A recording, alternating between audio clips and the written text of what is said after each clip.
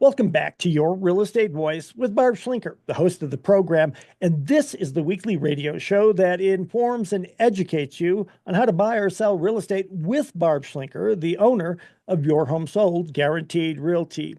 Now, Barb, people don't sell homes very often, and most are looking to minimize their selling expenses. How much would a seller typically pay to sell a house here in Colorado?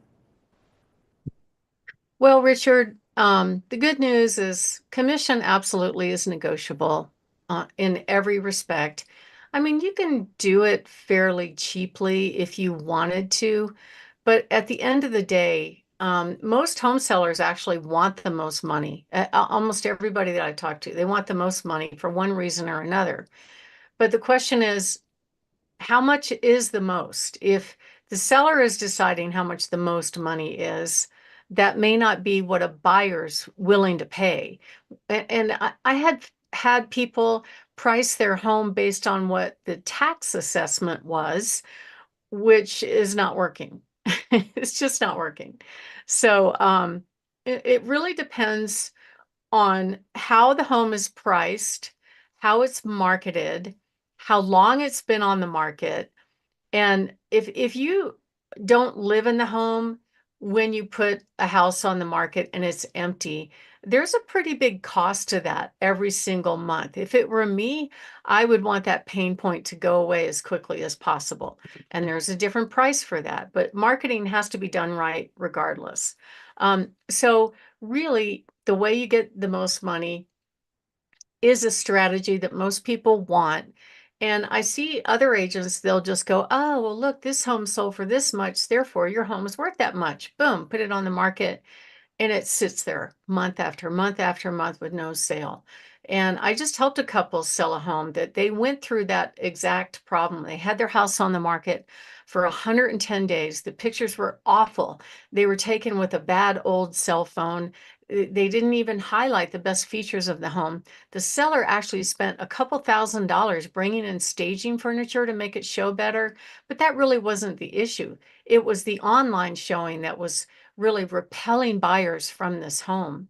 And so he fired him, he hired me. We photographed it right, we priced it right, and it sold in 9 days for full asking price. And I actually had a buyer that wanted that home. They were kind of late to the party on their showing. They got mad at me because they didn't get a chance to bid on it, but their request to make an offer happened right after it went under contract. So I can't read everybody's mind, and I asked him this question. I said, hey, it's been on the market for 110 days before I took over. Where have you been? And he goes, well, I had to make sure my house was sold. And, he didn't come to the open house. He didn't throw his hat in the ring at all, even though I gave everybody that chance to do it.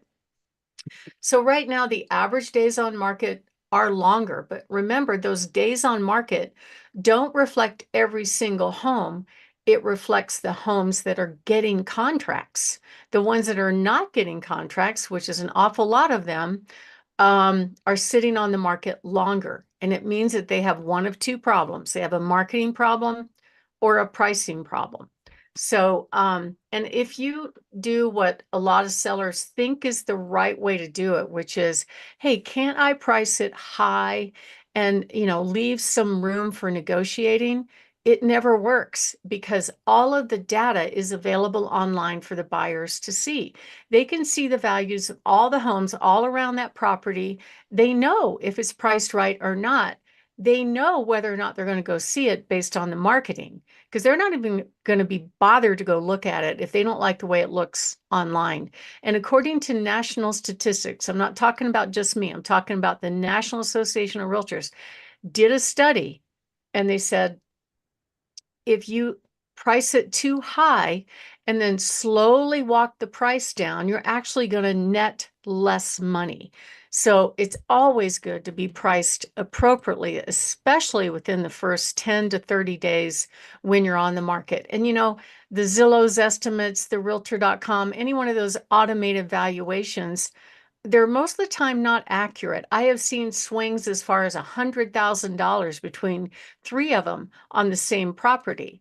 And I'm showing you some examples right now of how you can get it right. So this is Victor and Nona's story. They had hired that agent who really didn't specialize in selling homes. He specialized in property management. He had awful pictures. These are my pictures. And it sat there, nothing going on. They were just slowly walking the price down. Similar sales are between 6 and 650. When he fired that agent, he was priced at 640, no sell.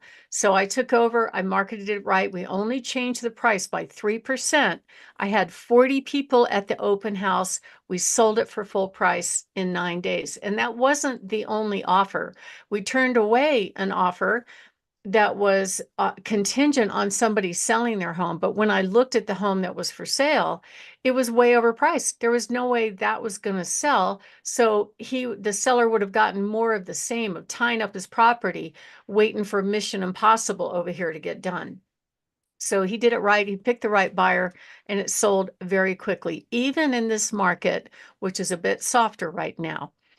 Here's a different story. Here's another client where we actually had the house on the market for a long time. Now, initially we thought we priced it right. However, we could tell right away by the number of showings and the activity that, well, maybe not. Maybe buyers are looking for other things. The problem was around that area, there was a lot of new construction competition. You have to really take these things into account because brand new homes are offering all kinds of incentives, and the incentives they're offering to buyers are getting bigger and bigger.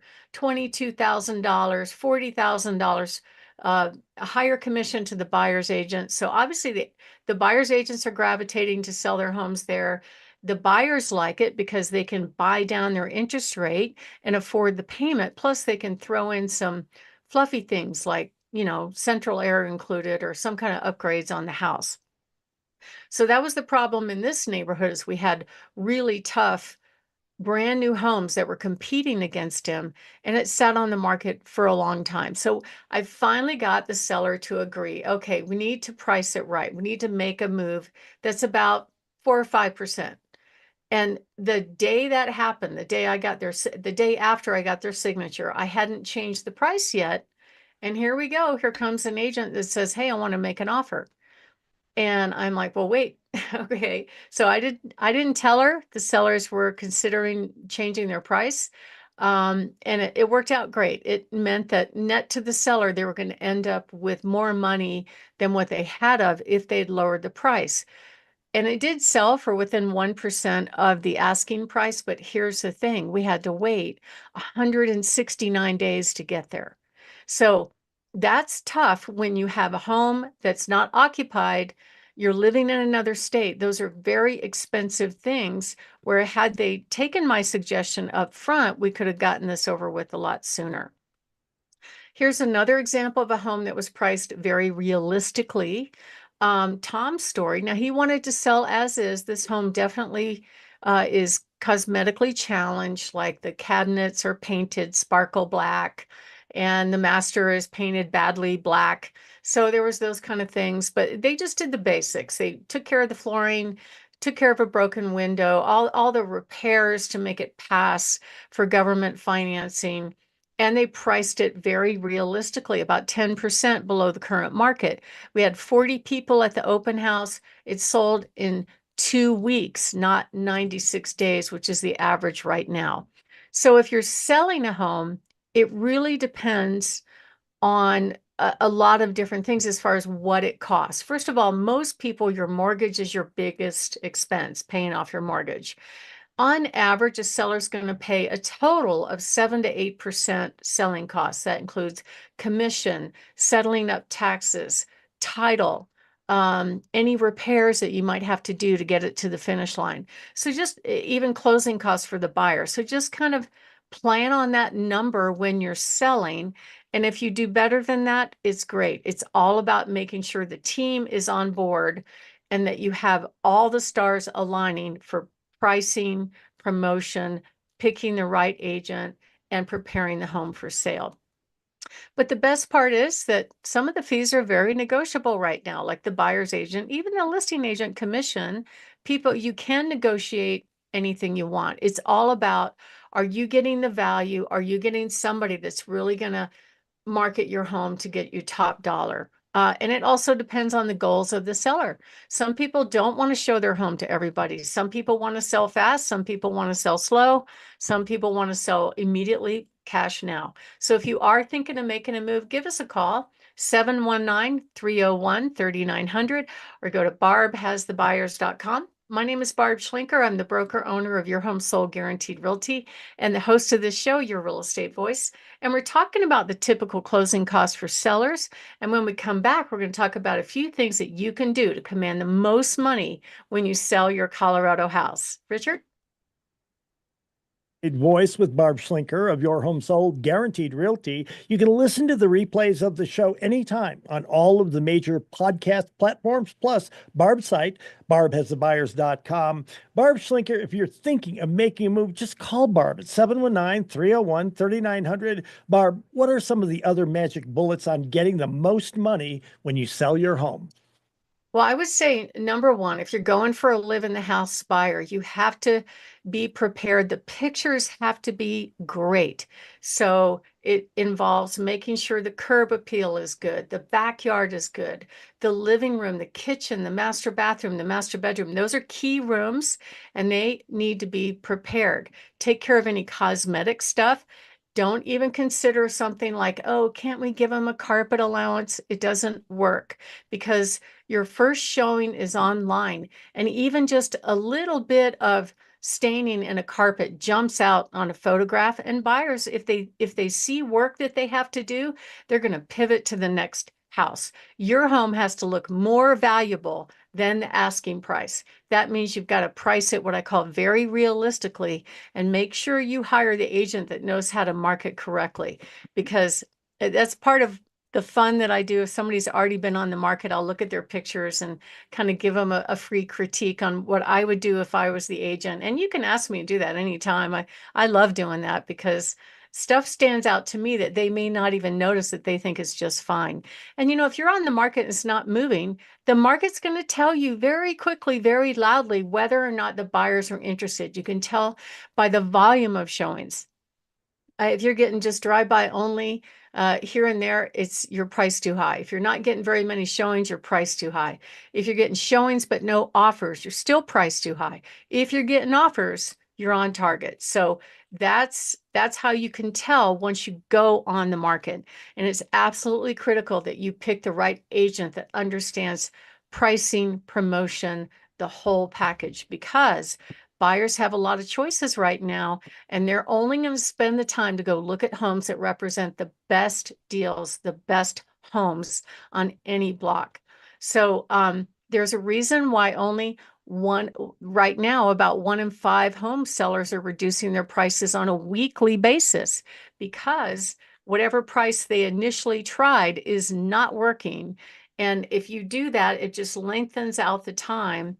If you're priced right in the first 10 to 30 days, it's going to work. But if you're not, it's a problem.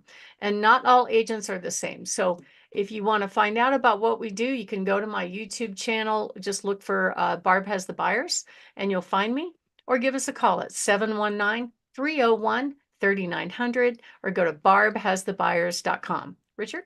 You're listening to Barb Schlinker of Your Real Estate. I'm sorry. You're listening to Barb Schlinker on Your Real Estate Voice. If you're thinking of selling your home and you want to get the most amount of money, simply call Barb at 719-301-3900 or visit barbhasthebuyers.com. A short break. When we come back, we'll be discussing pricing mistakes that can cost you thousands when you're selling your Colorado home, plus Barb's hot new listings. You don't want to miss them.